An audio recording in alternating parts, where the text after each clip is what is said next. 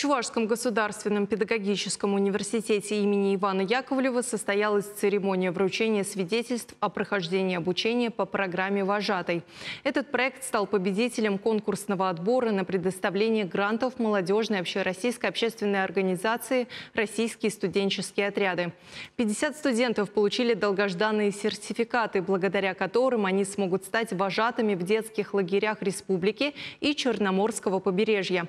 Некоторые студенты уже 29 мая приступят к работе в качестве вожатых в губернаторском лагере «Белые камни».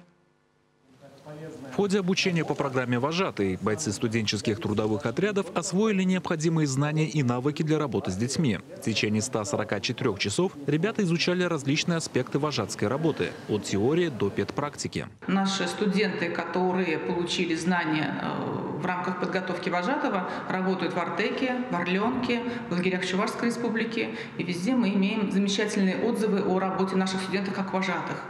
А данная программа была подготовлена таким образом, чтобы все практические занятия были приближены к условиям работы в лагере. Каждый из 50 выпускников получил свидетельство о прохождении программы и поздравления от администрации университета и наставления от руководителя Чувашского регионального отделения молодежной общероссийской общественной организации «Российские студенческие отряды» Дмитрия Трынова. А студенты, в свою очередь, поделились своим опытом и впечатлениями о прохождении программы. Это огромные перспективы роста личностного, роста профессионального.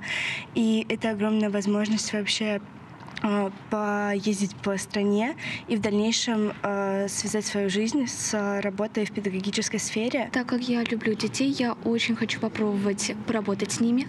Когда я была в детстве, я часто ездила по лагерям, и вожатые уделяли нам довольно много времени. Я решила, что я хочу научить их тому, чему знаю я, уделять им больше своего времени. Мы сумеем подружиться, и в последующем времени, я думаю, что мы будем еще видеться. Выпускники программы «Вожатый» уверены в том, что теперь они обладают достаточным опытом и знаниями, чтобы обеспечить детям активный досуг и яркие воспоминания о летнем отдыхе. Михаил Нагоркин, Екатерина Янгалакова, Вести Чебоксары.